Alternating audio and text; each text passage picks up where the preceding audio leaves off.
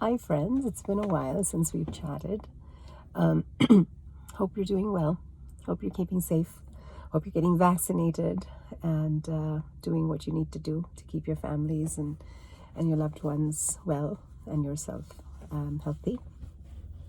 You know, I've been torn at the way this century is bringing out blatantly that despite our amazing means and ends of communication, of broadcasting, of information sharing, we're pretty daft, to use the word from my English language days, about how we understand or don't understand, like the lessons from the world.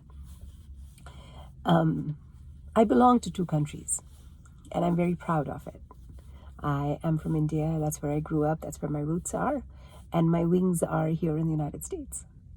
And all through my life so far, in my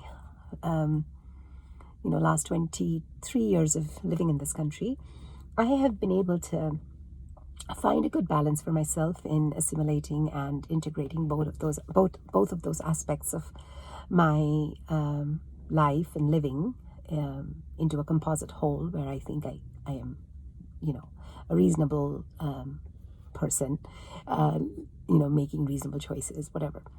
But what is interesting to me is that as this pandemic rages from one end of the world and now it is ravaging India, it's interesting to me how in one continent, when everything was going wrong, everything was so crazy, it somehow didn't translate into actions into another continent, another subcontinent across the world, right?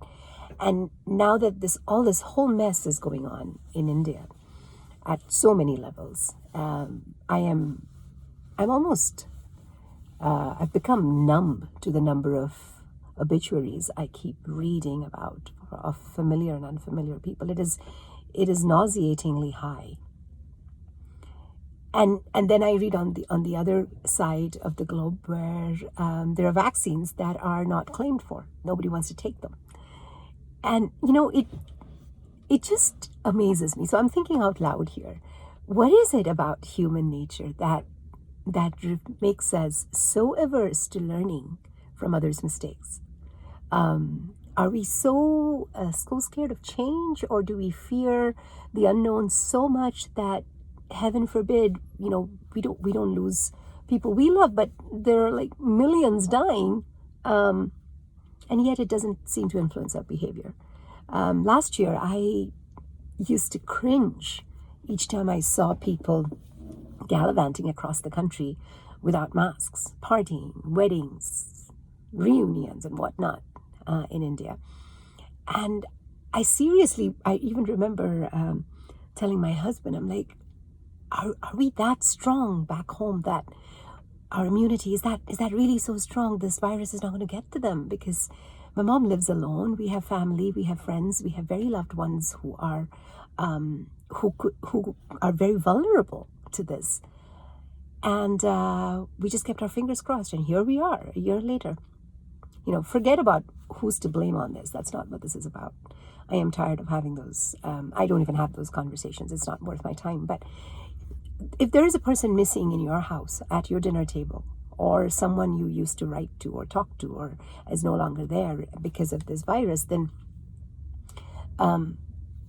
it doesn't matter what the cause was. The effect is pretty final, isn't it? And so I see that, I read about it, and who cares what the statistics, which media reports what? How does it even matter?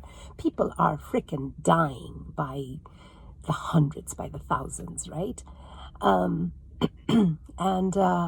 yet, in my parallel news feed, I hear about millions of vaccines not being taken, and I'm at a loss.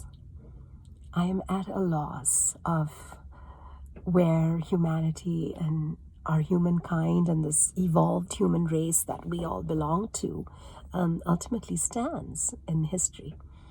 So Anyway, with that said, may the fourth be with you. May the force of compassion, common sense, kindness, and intelligence, and health, may all those forces be with you, friends. Do the right thing, as we all are trying, because too much is going wrong in this world. And if each of us did a little bit of right, maybe we could balance it out. All right.